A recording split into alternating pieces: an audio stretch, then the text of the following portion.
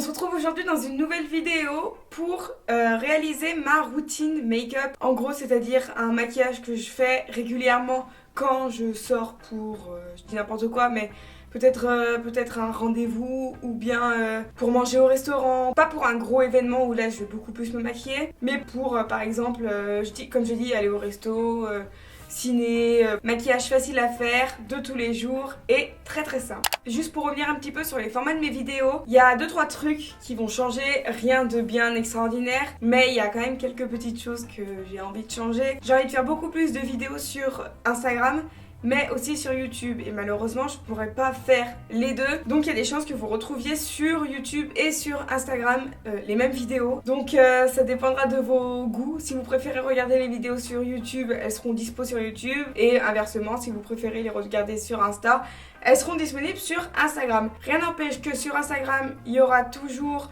les reels, des posts et ensuite des vidéos.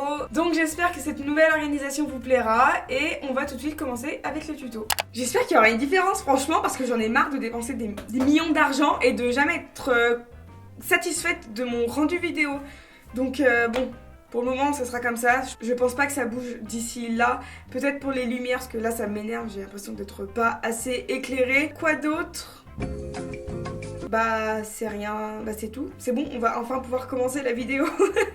Dans un premier temps, je vais venir mettre ma base qui est la Max More Face Primer. J'aime bien cette base parce que c'est une base, premièrement, qui coûte pas du tout cher. J'aurais bien aimé m'attacher mes mèches, mais je sais pas où sont mes pinces. Donc je disais, c'est un primer que j'aime bien, il coûte vraiment pas cher. Ils disent qu'il est matifiant, pour ma part, je trouve qu'il est beaucoup plus agrippant que matifiant. C'est pour ça que j'aime bien le mettre les jours où je sais que je vais bouger, que j'ai des choses à faire, etc. etc. Là, je trouve que c'est un incontournable à avoir et qui coûte vraiment pas cher. Max More, pour ceux qui savent pas, je sais pas si je l'ai dit, c'est la marque de Action. Voilà, donc vraiment très très bon primer si vous en cherchez un. Je sais que Estelle Makeup, elle aussi, l'aime bien et elle pense comme moi que c'est plus un primer qui est agrippant qu'un primer qui est matifiant. Donc n'hésitez pas à aller voir chez Action. Pour le fond de teint, je vais venir appliquer le Dior Backstage de chez Dior. J'ai à peu près mis ça sur mon éponge et c'est un fond de teint que j'aime bien. Ah ouais, mais non, mais il faut vraiment que je m'attache les cheveux là. Bon, je suis désolée pour le style, mais j'ai pas les mêmes pinces. Donc je disais, c'est un fond de teint que j'aime beaucoup, mais qui est plus à ma teinte. C'est ma teinte d'été et malheureusement, nous sommes le 27 octobre et ma teinte d'été elle est partie depuis belle lurette. Donc je vais venir le descendre légèrement dans mon cou pour pas qu'il y ait une trop grosse démarcation et je vais venir du coup l'appliquer sur la totalité de mon visage et je viendrai ensuite en rajouter et je viendrai ensuite, mais c'est pas possible d'être comme ça, je viendrai ensuite en rajouter si je trouve qu'il en manque. Par exemple, j'en ai pas assez mis, je peux pas faire la totalité de mon visage avec, du coup j'en ai remis légèrement sur mon éponge et je viens combler les endroits où du coup j'en avais pas mis, ce qui est logique. C'est un fond de teint que j'aime bien et même que j'aime énormément. En fait, c'est mon fond de teint préféré, tout simplement, parce que je trouve qu'il a un fini sur la peau qui est ni mat ni lumineux. On est un entre-deux. Du coup, c'est un semi-mat. Ça fait longtemps que j'ai pas filmé, je crois que ça se voit. Et du coup, je trouve que il est parfait pour des journées classiques, boulot, etc., etc. Comme je disais tout à l'heure. J'ai le nez qui pique, mais qui unifie quand même pas mal le teint. Il est décliné en énormément de teintes. Je vous mets à l'écran un screen de toutes les teintes qui sont disponibles. Je continue ensuite avec mon anti-cerne de chez Adopt, qui est le Cover Correct, qui est un anti-cerne haute couvrance. À défaut d'avoir un fond de teint qui ne soit pas couvrant, enfin qui soit dans une couvrance légère, on va dire moyenne moins, légère plus. Imaginez-vous ce que vous voulez pour doser sur votre échelle. Je préfère un peu contraster avec un anti-cerne qui est légèrement plus couvrant et celui de chez Adopt est incroyable. Je l'ai découvert quand je faisais mon crash test chez de Adopt du coup. La vidéo est sur ma chaîne YouTube si ça vous intéresse. Et pour ma part, je trouve que c'est presque un dupe du Shake Tape de chez Tarte. Et je viens de dégrader avec mon éponge parce qu'il y a quand même un très très gros contraste entre mon teint et mes cernes. C'est abusé. Mais pour ce long, je le trouve quand même très très bien malgré son petit prix. Et du coup, je suis venue illuminer donc mes points de lumière et je suis venue couvrir mes cernes. Vous voyez, il est quand même super couvrant. Maintenant que mon anti-cerne est bien appliqué, ce que je vais venir faire, c'est des taches de rousseur. Pourquoi ? J'en fais pas tout le temps, mais si, j'en fais presque tout le temps. Cependant, comme on a un anti-cerne qui est quand même assez couvrant et un fond de teint moins couvrant que l'anti-cerne, pour plus ou moins égaliser tout ce micmac que j'ai sur mon visage, je vais venir faire mes taches de rousseur. Comme toujours, je prends le Magic Retouch de chez L'Oréal. Donc c'est un produit qui sert à la base à faire les retouches racines pour les racines de cheveux, évidemment. Pour ma part, je l'utilise dans la teinte bleu blond foncé et je vais venir en appliquer sur la totalité de mon visage.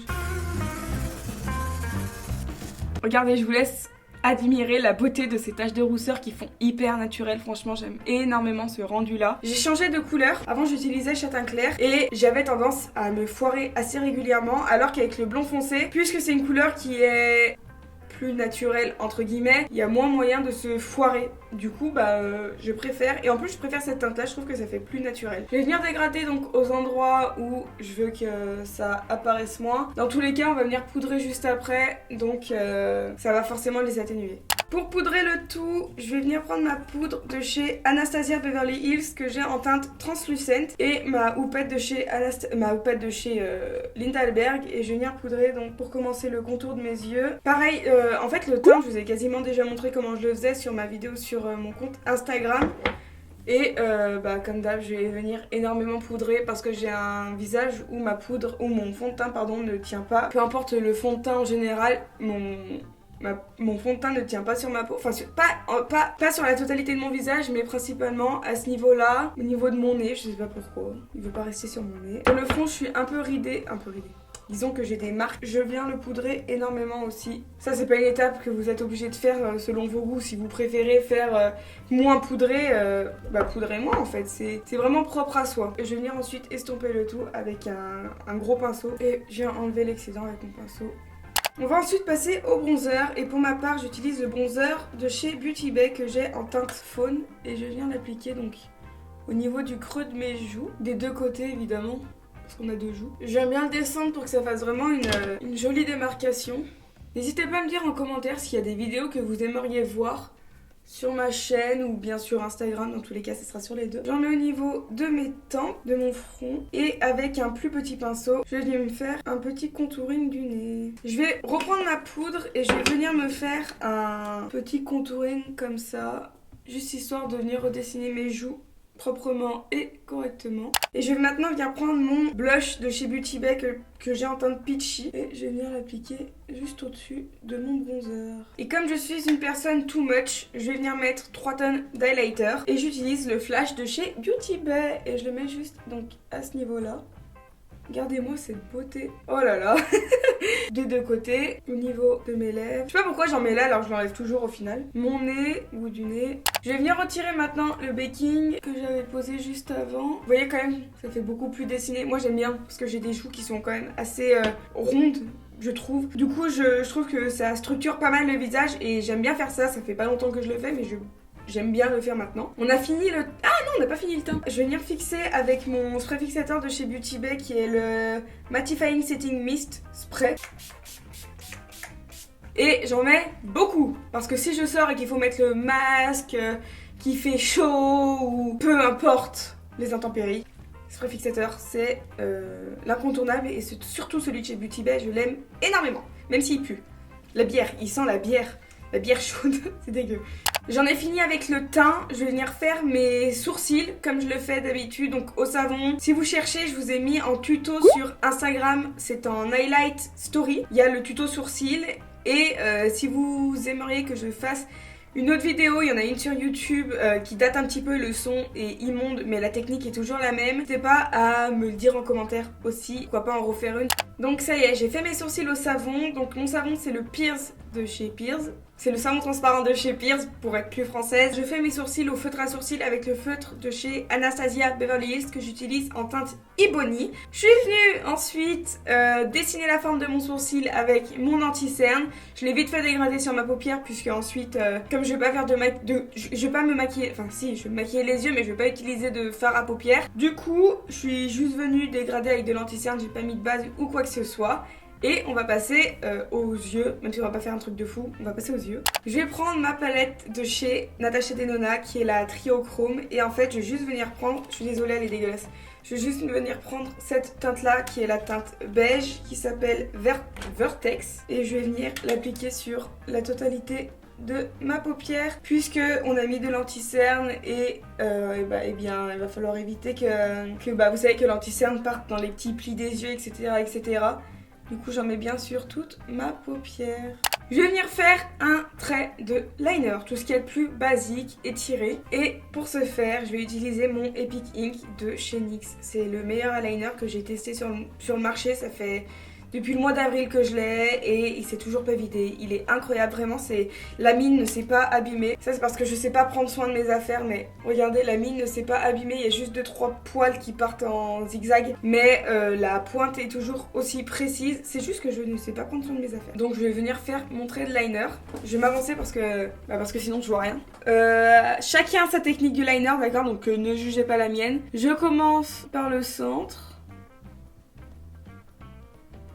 Et ensuite je descends à ce niveau-là. Une fois que j'ai d'abord fait ça, je vais venir tracer une ligne. Faut que je respire hein. Et là je vais toujours regarder face à mon miroir qui est juste ici. Et je vais venir tracer un trait tout droit. Donc. Et là normalement si je ferme les yeux, je sais pas si vous allez voir, ça fait une sorte de petite bascule comme ça. Je viendrai rétablir ça après. Là ce que je vais venir faire c'est du coloriage. Je vais venir remplir le trou que j'ai fait sur ma virgule. Je vais venir m'attaquer donc au reste du liner, donc je vais venir faire la tête. Et maintenant je vais venir épaissir au niveau du milieu de mon œil. Et toujours pareil, face à mon miroir droit, parce que quand on est face comme ça aux personnes, on les regarde directement en face. Et puis aussi ça prend la forme de la paupière. Si vous avez des paupières tombantes, vous arriverez beaucoup plus à faire un trait de liner si vous regardez droit devant vous. Donc je le fais comme ça. Et donc voilà ce que ça donne une fois que j'ai tracé donc mon premier trait. Je vais venir faire le deuxième hors caméra parce que j'ai besoin de m'approcher de mon miroir plus que ça. A few moments later. J'arrive pas à voir si mes liners sont pareils. J'ai pas l'impression. Tant pis, ça fait rien. On va venir un peu camoufler entre guillemets tout ça. Je vais venir mettre mon mascara qui est le Abracadabra de chez Judicious Cosmetics. Je voulais mettre du crayon beige dans ma muqueuse mais je le trouve plus. Bon écoutez, ça fait rien.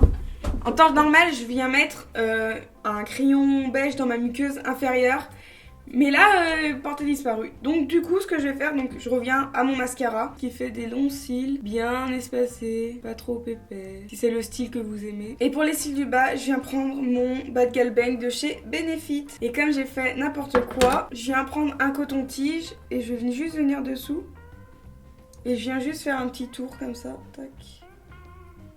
Ça enlève le surplus et ça évite que ça me tache mon dessous d'œil. Voilà la petite technique de Romy. Je vais juste venir reprendre mon highlighter. Je vais venir en appliquer dans mon coin interne. Je vais en mettre aussi un petit peu sous le sourcil. Je vais ensuite venir mettre des faux cils assez naturels. Je vais pas le faire en vidéo parce que j'arrive pas à mettre des faux cils en vidéo.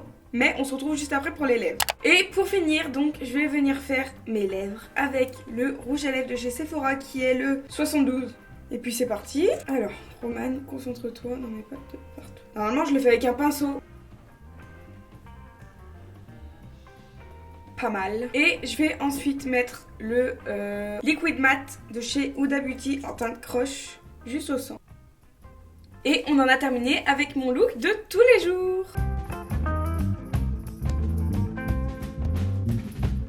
C'est tout pour cette vidéo, j'espère qu'elle vous aura plu. Si c'est le cas, n'hésitez pas à vous abonner à ma chaîne YouTube et à mon compte Instagram si ce n'est pas encore fait. Et moi je vous dis à bientôt.